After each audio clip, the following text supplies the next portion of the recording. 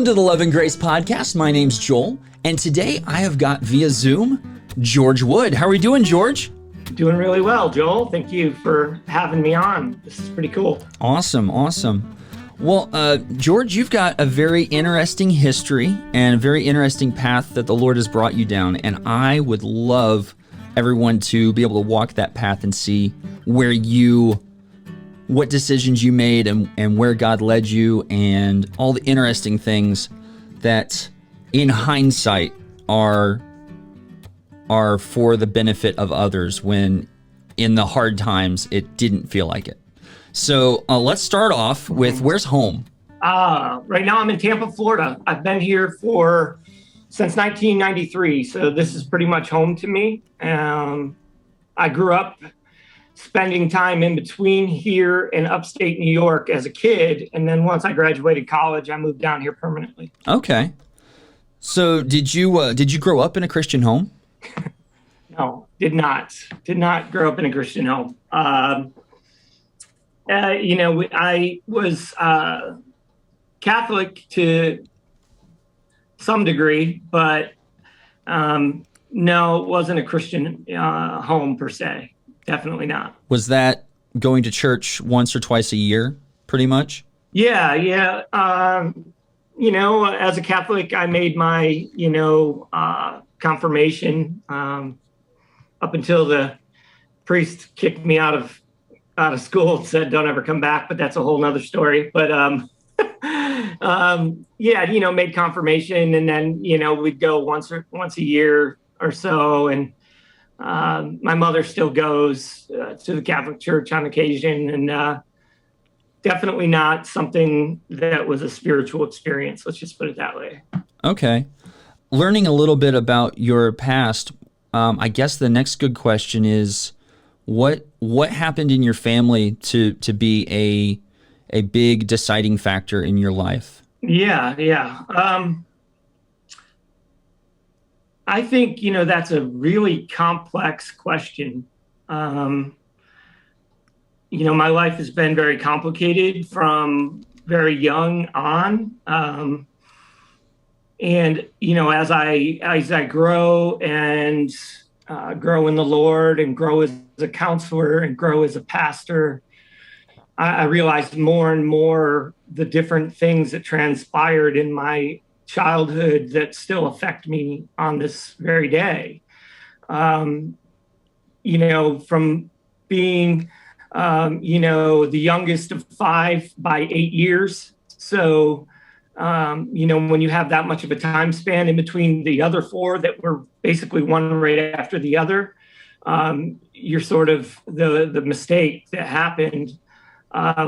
Because of that, my father, by the time, I was in kindergarten, he'd already raised his 4 kids. He had no intention of raising another. So he left my mother, and he left her for a younger woman. My mother, not understanding how to handle that in the right way, blamed me inadvertently for him leaving. And there's a certain truth to that, I suppose. To top that off, when my father left, my oldest brother, their firstborn, left with him. He was 19 at the time. So when he left with my father, that hurt my mother. And then lo and behold, a year and a half later, my brother died on a construction accident that my father was the general contractor on. So you got to look at the complexities of that situation. My father leaves with a younger woman because he didn't want to raise the youngest son, me.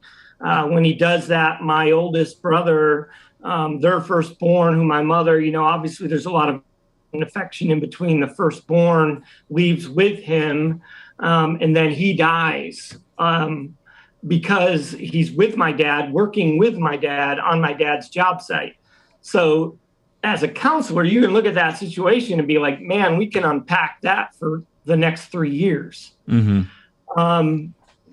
It, sent my mother into a tailspin of, mental health issues and addiction issues. And It sent my father into major addiction and mental health issues, depression, unlike, you've ever seen. And, at the same time, then there's this kid, me, that is growing up through this whole time frame with two people, that were ill-equipped to handle the situation. They didn't have, any spiritual guidance around them, and they didn't have any, counseling or people like that back in those days. That was even more rare than it is now. So I don't hold any resentment towards my parents. They did the best that they could, but it's definitely impacted me in my life from a very young age on. Did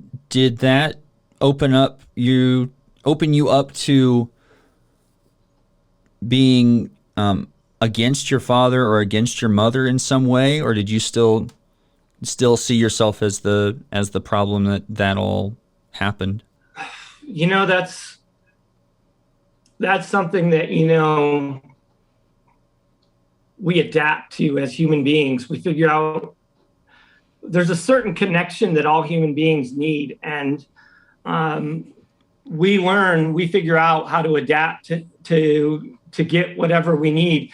It's just, unfortunately, it often comes in very maladaptive and broken manners. So, I would vacillate between loving my father or loving my mother, but neither one really showing me that love. And, I'd come and spend the summers down here in Florida with my dad, but meanwhile, he'd be, in such depression that he would just work all day and drink all night. And I'd be, just this kid, I was just here, and we lived out in the country, so I'd be out there just like basically alone all day long. And, meanwhile, you want to be loved as a kid so bad, you just want to be accepted and loved. And so you're constantly fighting for that. And so, my mother wanting me back home, wanting me there, wanted me, but, it was like innate in me to be able to understand that there was more of a friction between my father and her than anything about me.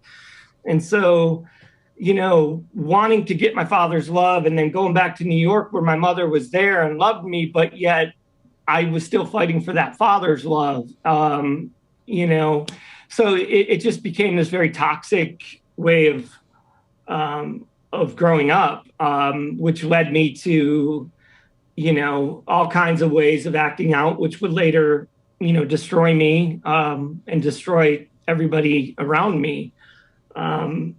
Whether it be the sex that, early on I was taught that that's how you become a man, or the drinking and the drugs that, either made your mark as a man or, helped you, hide from the pain. So sex, drugs, drinking from a very early age on, marked my life because of this. Mm. From what I understand of your story, you did not really get into an understanding of Jesus until later in life. Did you high school and college, those things were always a problem going through, moving forward past those, right? It's the weirdest thing. I was able to excel at certain things for whatever reason. I was a really good football player, and did well in school. So I was drinking and doing drugs and getting scholarship offers to play football. So there was this weirdness where I started to get the affirmation I needed from the women that I would sleep with or from the accolades I could earn. And so I somehow was able to use that to make it through high school, to make it through college, to make it even somewhat for a few years out of college in the business world and being successful. But, eventually it was a house of cards that would all come crumbling down.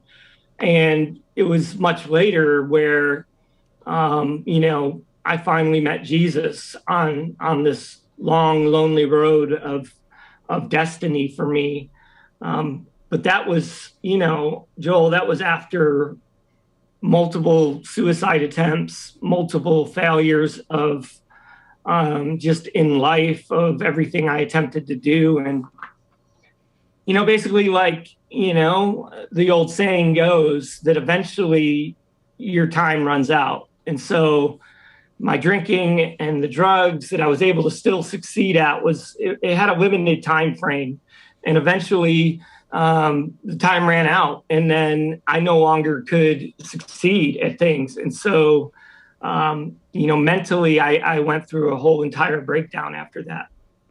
So what was the point that God, that either you found a relationship with God, or just heard about this person that wants to help you through life? So I went through this time frame of a few years of really bottoming out in life. I had, gotten married, was married for 5-6 years, decided to have a child. Everything was going good, to relative speak. But that's when, everything started to fall apart, and I had a nervous breakdown and ended up in psychiatric wards and on all kinds of medication, and, losing job after job and whatnot. And I just couldn't stop drinking and trying to destroy myself. And so my wife at the time, said, "Hey, I didn't sign up for this. I can't do this. I'm out." And so, she divorced me, took my child. Pretty much at that point, everybody in my life was like, we don't know how to handle this. We're not equipped to handle you. And in their defense, I'm an extreme person. And so when I was in my addiction, I was not somebody easy to deal with. And so I kind of was shunned by everyone. And I went through just this period of getting harder and harder into harder drugs, and, in and out of being homeless, in and out of detox ward after psychiatric ward, multiple suicide attempts.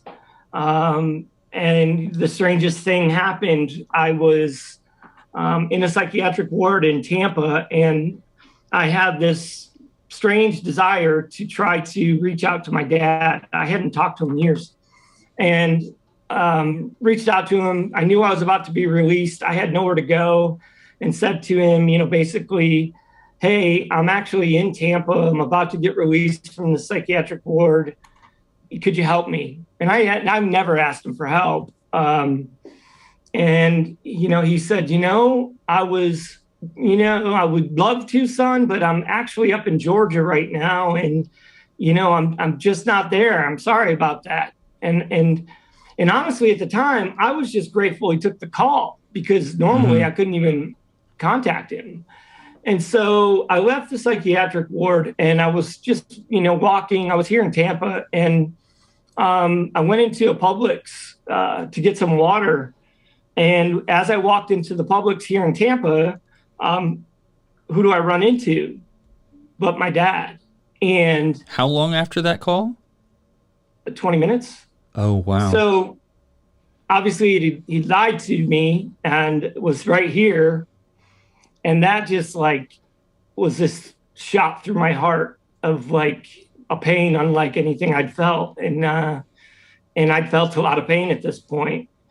And I was just in such disbelief that I just walked out and just started walking down this road. And, I just cried out to God and said, "Listen, I'd always known God was real. I've never doubted that. I just thought I was doomed to go to hell." And I just cried out to God and I said, "Listen, I know you're not doing this for your amusement.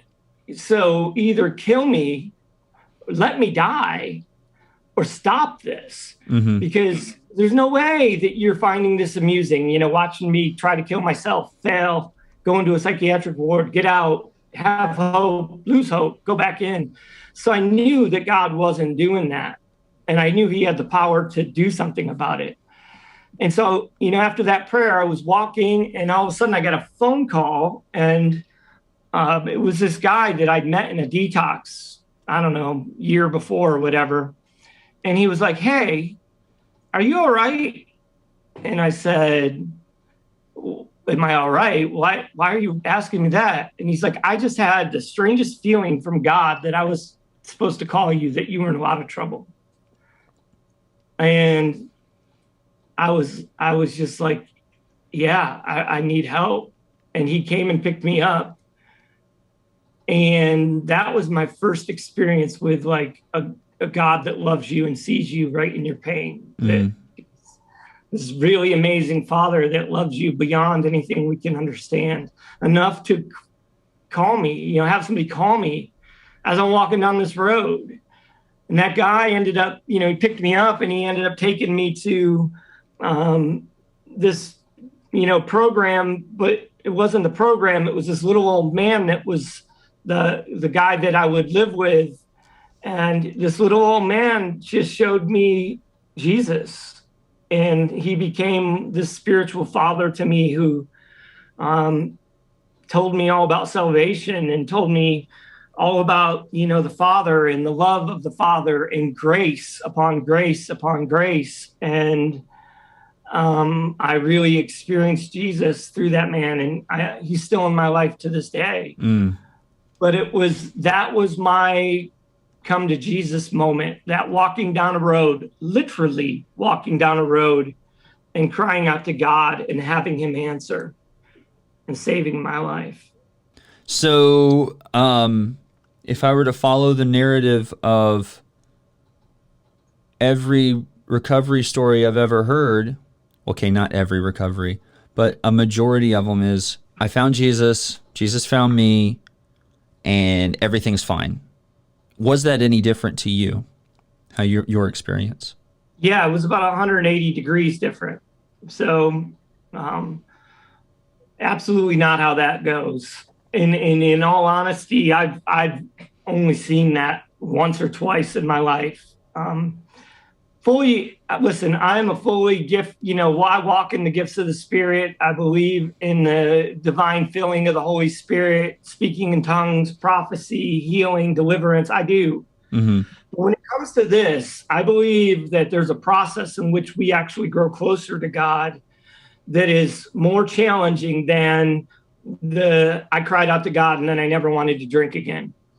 My story was, I met that old man and he showed me Jesus and he showed me the love of Jesus. But then I relapsed and I failed and I relapsed and I failed, and I became a pastor of a church, and I failed and was excommunicated by that church. Oh my. I've seen so much good and highs and just, woo, this is amazing, only to be followed by, why did I just go get high again? Time and time again. And, that same old man that took me in and loved me and showed me grace, also, it got to a point one day when he said, "No, you can't come back in. You're done," and cut me off for a little while, so I could do whatever needed to be done, turn me over to the devil so that I may escape in the end the flames of this life, right? So my story was come to Jesus, but then it was another couple, 2-3 years of just real hard work, picking yourself back up, going back to the Father. And I almost feel like, in a way, that is grace, because if you just come to him once and never fall, then you really don't know how just graceful and loving he is, because he'll continue to pick you up. So, I learned that the heart of the Father is for us to be completely aligned with him, but he'll let us, go outside of that alignment and feel just what it's like without him. But he's always there. Wow. So after coming into an understanding of Jesus, what was the process of getting, if I can say, getting over drugs or getting over alcohol or getting over bad addictions? What was there a one-time thing, or was it a process for you? Well, if I ever get over addiction, I'll let you know. So, no, man, it's a journey. There is no. I can say this. I can say I was a massive alcoholic. All right, I've done every drug there is to do. You think of it, I've done it, and I've probably done it a lot more than once. So I'm not denying that. But my fallback tended to be alcohol. For whatever reason, it was accessible. It was whatever. Alcohol was the thing that I felt like I was never going to be able to escape. Alcohol was the thing that I was like, there's just no way I'm ever going to be able to quit this. I have not had an urge to drink in 13 years. So that is true. I don't have a desire to drink, and I'm very, very grateful for that. I've had a desire to do every other drug. So it's kind of a weird thing. Why the alcohol? I don't know. Maybe God just knew that was the thing that I was most fearful of. I'm not sure. But I just don't have a desire to drink, and I haven't, and I'm very grateful for that. But every other thing, I still have steps that I have to make sure are in place so I don't fall. So is this having a good support group around you? It's everything. It's everything from knowing yourself fully, which I believe is the answer to all of life's problems, but understanding and knowing yourself, knowing your temptations, knowing your weaknesses, knowing your strengths, knowing the devil and how he uses yourself against yourself. Mm-hmm. And so that's important. And the community of people around you is critical to not just staying sober, but it's critical to fulfillment. I'm a big believer in community, that we don't experience the fullness of God without people around us to experience that through. So community is huge. People that help you with your decisions and help you, call you out when you're doing things you shouldn't be doing. So it's sort of this mix of community around you, knowing yourself, putting the right, boundaries in between you and the things that could lead you astray. It's recovery is a lifestyle. It's not a one-time thing. It's a lifestyle in which not just you have to live, but the people closest to you have to live it with you, which is part of why I think that so many people fail in recovery, not just with addiction, but with mental health issues as well, because mental health is very much the same thing as addiction when it comes to how do we live a life of glorifying God and how do we live a life of peace and fulfillment. And you have to do it through recovery. Both of them take recovery. And in that, the people around you have to know how to live out your recovery with you and be willing. So has this given you new eyes to recovery? Have you? I guess the question is what have you been able to do with this new information for you? I actually think your first question was actually kind of on point. Like, is this giving you a new view of recovery? I could look at, the years up until this point, 14 years sober now, but over that 14 years, I believed different things throughout those 14 years, not just recovery wise, but theologically wise. Mm-hmm. So I don't want to get into a theological debate, but there was a time in my recovery that I believed if you died in sin that you went to hell.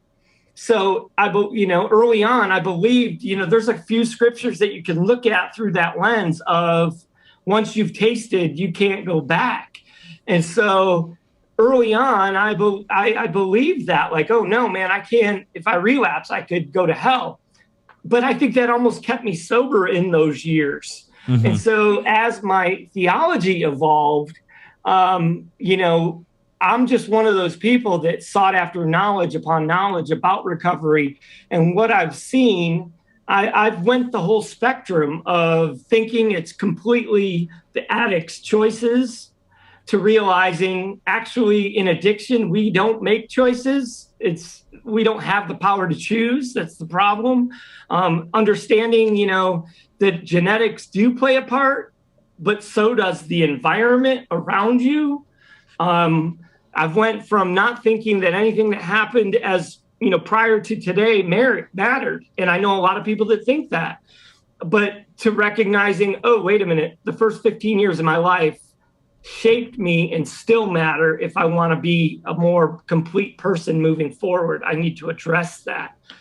To thinking, you know, 12 steps are the way, to thinking don't use the 12 steps at all, just use Jesus, to thinking, wait a minute, maybe I need to mix 12 steps with Jesus. Mm-hmm. You know, so I've ran the gamut of looking at recovery through a different lens in order to continue to grow and to continue to help other people. Because pretty early on, I realized that my call on my life is to help the lost and the broken, not just in addiction, but just those that feel completely lost and alone. The call on my life is to help them to know that they are not alone and that they are loved and that they are worthy. And often that is people in addiction and in mental health. And so everything I've learned over the years, it's like in the moments that I need it most, the Holy Spirit is able to help me to pull from my past experience and knowledge to utilize it to help the person sitting in front of me. So I don't go into any situation thinking it's black and white. This is what I'm going to say. This is what I'm going to do. I go into every single situation saying, Holy Spirit, what am I to say and what am I to do? And now I got 14 years of you know, wisdom behind me to pull from. Mm-hmm. Because everybody's different. Every situation's different. And everything needs to be looked at as it's different. We all have different paths and different tendencies that I don't want to say just define us, but we're all different. I mean, we're not. Thank God we're not the same. Thank God you're different than me. If I was in those situations, I doubt I would have made it through to the position you are. But the flip side, you're able to take that and share and help other people get through recovery. What's the national average on traditional organizations with recovery? Well, it's not even just traditional. It's all recovery. Is basically, you know, the old saying is if you take 10 people that enter recovery, you know, it's 2 to 3 people will make it a year sober or more. Mm. And that's, you know, pretty standard. You know, some might say 3 or 4, but it's usually 1 to 3 people will make it a year sober. And I'm being gracious with that because some believe it's 1.5. How you get a half person, I don't know, but it's about 1.5 out of every 10 make it to a year sober. And then what's even harder to believe is that those that make it a year, out of those that, you know, made it, you know, only like 40% of them will make it to 2 years. Mm. But what's encouraging is the 40% of those, the ones that make it to 2 years sober, typically 80% of them will make it to 3, 4, and 5 years sober. So I guess paradigm. Along with that information, you got to start a couple projects. Let us know what projects you've got to start.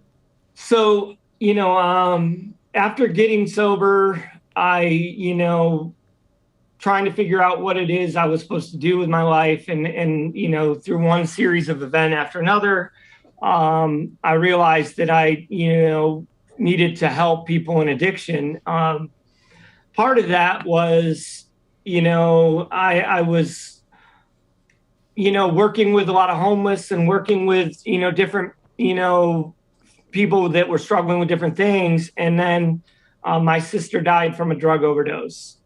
And this was back in 2009. And after she died, I realized I'm like, I need to do something more officially. I need to start something like intentional. And so I had this idea to start the Timothy Initiative, a ministry that works with men suffering from brokenness of all different types, addiction and mental health, or addiction and homelessness, or whatever. And lo and behold, right when we were getting ready to start, which was 7 months after my sister died from her overdose, my brother died from a drug overdose. So literally, like, the moment I'm set to roll out this new organization or ministry, whatever you want to call it, to help those with addiction, because my sister died, I had this great idea, but then my brother dies. And so, there's this just real like moment in my life where, like, either I got no place to be trying to help people. I can't even help my own family. So who do I think I am to try this? Or B, this is exactly why you need to do it. And so, that verse, Revelation 12:11, it's by the blood of the testimony, or the blood of the Lamb, and the word of their testimony, that they love not their lives so much as to shrink from death. Just really, somebody spoke that over me. And we went forward and I started the Timothy Initiative, where, that was back in 2010. And we, currently we have 4 houses and house about 35 men. And I'm just really, really amazed at how we've seen God move, and do so in a way that defies logic on every front. We mentioned the average time that people can stay sober in traditional or even faith-based recovery. And God has really done something in us where our men make it to 3.5 years sober. That's our average. 90% of the men that come into the Timothy Initiative make it a year, and almost 100% of them make it to 3 years. That's crazy. That's like crazy. I literally have a leadership team right now of every guy has 6 years. 6 years clean, sober with us. That's just not done in the recovery industry. And it's just this amazing organization that God has used to show people the power of community, and to the power of love and grace, acceptance, and how that plays such a big part in whether or not a person can overcome the obstacles in their life. We're not even very good at the recovery stuff we do. We're just really good at loving like Jesus. But we don't have great formulas, and we're not completely like on top of everything, but we are really good at showing the love of Jesus and the acceptance of Jesus in a way that, man, we've just defied logic with how our men can make it this long sober. And then, out of that, over the last few years, recognizing how that power of connection and that power of love and acceptance is what recovery needs, and seeing just how, the world right now doesn't understand that. And they don't understand that around mental health issues, and they don't understand that around suicidal temptation or, thoughts or whatever. And for whatever reason in my life, I've just been around a lot of people that have committed suicide. And basically, over the last few years, I've lost a lot of really close people to death by suicide. And out of that, I felt like I needed to do something. And so I started an organization called the Sober Truth Project. And the Sober Truth Project basically is a platform where we hope to educate and empower people to understand recovery different than they do now, so that we can see that we all play a part in a person's recovery. whether we know it or not. And that's not just recovery in addiction, it's recovery in mental health. It's recovery to the person who's thinking of taking their life right now, because they need to recover from that. But we need to provide a loving and caring world in which they can even share that. And we just don't have that right now. And so, really the Sober Truth Project just aims at, to provide hope and, a clear message of you're not alone to people that really need to hear it. So let me backtrack just a tiny bit. What is the thought process behind the name of the Timothy Initiative? So I was, when I was working with a lot of like homeless people and back in the day, I would do like little construction projects, and they'd come and work with me, and I'd, pay them at the end of the day and whatnot. And so a friend of mine's like, man, you should really think of starting an organization. And I'm like, yeah, I don't know. And finally I started the idea of the Timothy Initiative. And I went to him and told him, I was like, yeah, I'm starting it. I'm like, I don't know what we're going to call ourselves. And he's like, man, you should call them the Timothy Initiative. I was like, wow, what? That was quick. He goes, but it's what you do. I go, what do you mean it's what I do? He goes, 1 Corinthians 4, it's Paul talking to Timothy. And I'm like, it is, and basically, in Corinthians, Paul's saying, we all have fathers, but not many of you have spiritual fathers. And, take my beloved Timothy, who I've shown every way of my life. He can tell you who I am, show you who I am. He is the example you should use.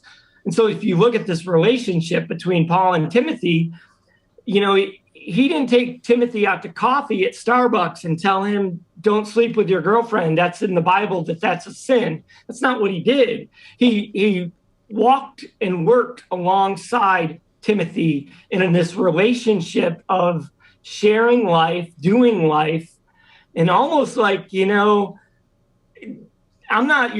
better than you. I'm just with you. I just know Jesus, and you need to know him too. And so the idea was, hey, the Timothy Initiative, we're going to show people, Jesus by walking alongside them and working with them. Awesome. Are there any really good stories that you would want to share that came? Obviously, everyone is a good story, but is there one that's like stands out of someone who came in and you guys were able, I say you guys were able to help, but God was able to show you how to help this person, and they, well, how about one of your leaders? One of you said 6 years. Someone has been with you for 6 years. So, it's, you're going to provoke jealousy now. It's like if I pick a story. Okay. Like, okay. What's his story? Let me preface this by we're short on time. And I want to get a story out there. I want one of these stories to come out there. So not to provoke jealousy against anyone else. Yeah, they're all good. All the stories are good. Geez, that's a good one. I think I'll use Mike just because Mike is he's this crazy, big-hearted, big personality type of guy. But when Mike came in, he was a 95-pound, skinny, drugged out, guy that was like on the verge of death. And at the time, some of the guys that had been in the ministry, they knew him, and they're like, we got to go help this guy. We were in a drug program with him before. He's going to die. We got to go get him. And they literally went, and the story goes like this. Mike was wherever he was, and this big old truck pulls up next to him, and like 5 guys that are like 6 foot, 250 pounds each jump out and just like grab him. And he's all stoned. So he's like, what's going on here? And they throw him in the back of this truck, and they're like, you're coming with us. And he's, the story's like, he's like, I'm like, what is it? You didn't even know what happened. He's like, did I owe people money or what? And they brought him to the Timothy Initiative. And, right from day one, it was kind of this like strange, this funny story of like, he's kidnapped and we brought him in. But then on top of that, he like realized he wanted to be here. So he's like lying to me and telling me all these stories. So I'll let him stay. Like, I'm really good at construction, and I used to own a painting company, and because we do construction with the guys to help them learn a trade, and I don't care if you're good or not good. That's not why we help people. So, but it was funny because as time progressed, all those things were lies. He didn't know how to paint, didn't know how to do construction. He's just a really good talker. But when you know his story, you know that he died, was in a coma for 3 months at one point in his life from drugs. He lost his daughter at that point to the state of Florida.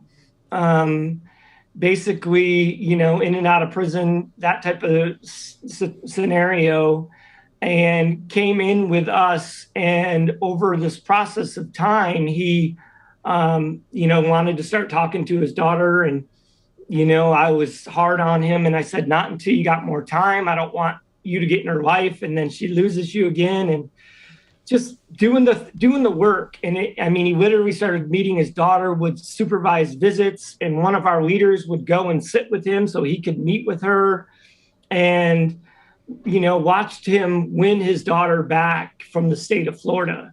And so that's pretty cool to see one of you guys beat the state of Florida to get his daughter back. But what was really cool about it was, I know him. He's got multiple felonies, doesn't have a college education or a high school education. So how's he going to get a job? How's he going to support this kid? And then where's he going to live with this kid? And not wanting him to be, fail at that. And so my wife and I, in our community, we live in community. We decided to take one of our offices on our property we were using for an office, and we decided to convert it into an apartment and didn't tell him, but we basically converted it into this apartment. And he knew we were doing that, but he didn't know, he thought we were just going to rent it out. And, I'll never have a moment like this again, but just this moment of I said, hey, I need to talk to you. And going in his room, and I'm like, so you've been doing really good lately, and now you're getting your daughter back, and how are you feeling about that? And him being like, yeah, nervous about what we're going to do. And just being like, what do you think about coming and joining our community with us? And him just looking at me like, what? And I'm like, what do you think of this apartment being yours? And it's just really God, man, to see, see somebody that moved. It's just amazing, and he's brought his daughter in, and they live with us now, and they have for 3 years. And just 2 weeks ago, 3 weeks now, we helped him get married, and I was the best man in his wedding. And Awesome. Now him and his wife and his daughter live with us, and it's just God, man. It's just beautiful. It's transformation. He's now the director of the Timothy Initiative. He actually runs the organization and does it better than me. So that's a blessing. And just overall, he's just an amazing guy. Amazing. Wow. This is amazing. I got to got to talk with Chuck Ammons, and I believe he's close, not too far from you in Tampa, but he's done foster care. So the flip side of the situation where being able to get dad or mom to be able to get back on their feet enough so they can bring their child back into their lives. And one of the stories that when Chuck tells it, it's amazing to get to the point where you say, or he got to say, Dad, here's your daughter. Being able to reunite and yeah, just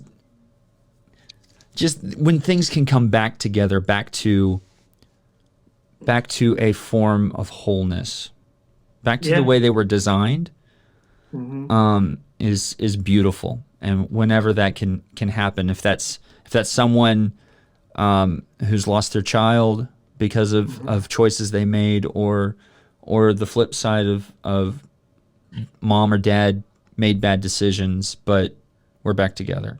Here's what I think. I think that, church, we've just gotten away from what the heart of Jesus is. And so now it's all about how good of a speaker the pastor is, or the preacher, or how good is the worship band, or how well is the Sunday service put on, or how good are the small groups, or all that type of stuff, where if you're not a believer in Jesus, you're not going to be attracted to any of that. Any of that. None of that. If I don't believe in God, I already know that stuff happens. So why do I care if it's any good? They're not interesting to me. But restoration, on the other hand, restoration to wholeness, restoration to the way things were intended, like you just said, that's intriguing. If we had a bunch of people going around and helping the foster care system and helping those that are broken and addicted and restoring lives, we wouldn't have this massive fall off of people coming to church. We wouldn't. Christianity wouldn't see numbers falling the way they are. We just worry too much about the wrong things. And I'm not saying those things aren't important. I love a good church service as much as the next Christian. Unfortunately, non-Christians don't care. Right. And so we have to look at, like, how are we impacting our neighborhoods? How are we impacting the hurting and the broken around us? And if we don't begin to open our eyes to see that, and if we want to focus on the wrong things, we're headed in a really bad direction. We really are. Well, we've seen that take place even accelerated more because of the pandemic, but just, I mean, I guess my thing, two big things have been kind of my focus recently is the separate an us and them, where there's us, the in crowd, and then there's the other people. I feel like if we can cut that away and realize it's just us, period, there is nobody else. There is no outsider. We are all one big body. It seems this one's weird thought, but it seems like we're, as the body of Christ, we've been so excited about amputation.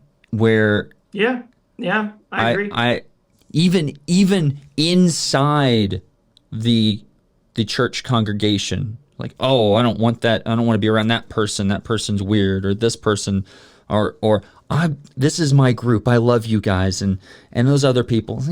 God's working on them. God could be using you to work on them. I touched this in the past few episodes. I think Ronnie Barker brought it up. I can't remember the lady, but she said that God has no hands and feet except for us. He has no way of doing anything except through us.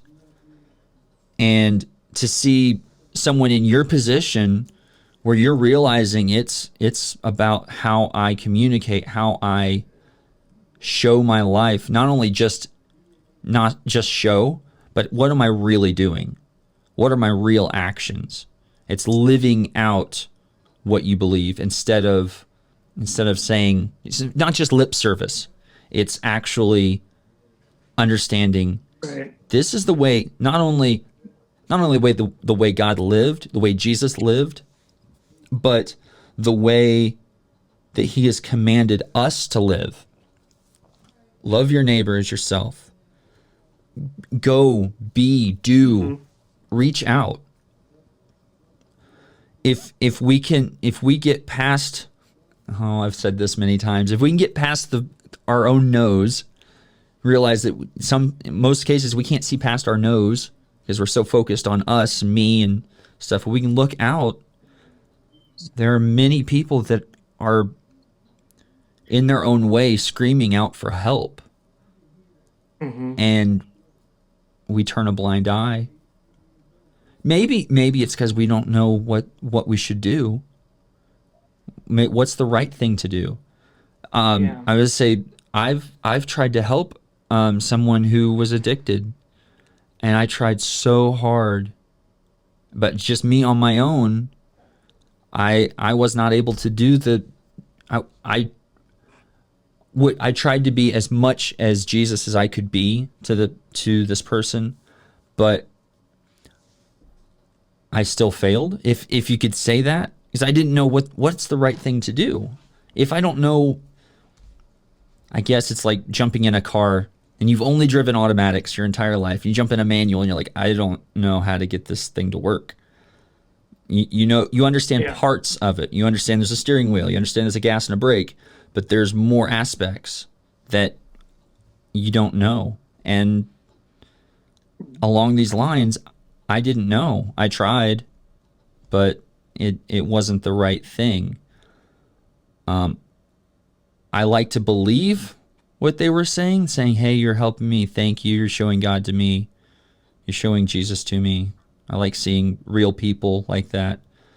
But when you get to the point where you, like Paul said, I turned him over to Satan. I can't do anything else with him. I can't. The idea of leading someone to water, or leading a horse to water, but you can't make the horse drink. It's living. I guess it's more living it out than just in passing.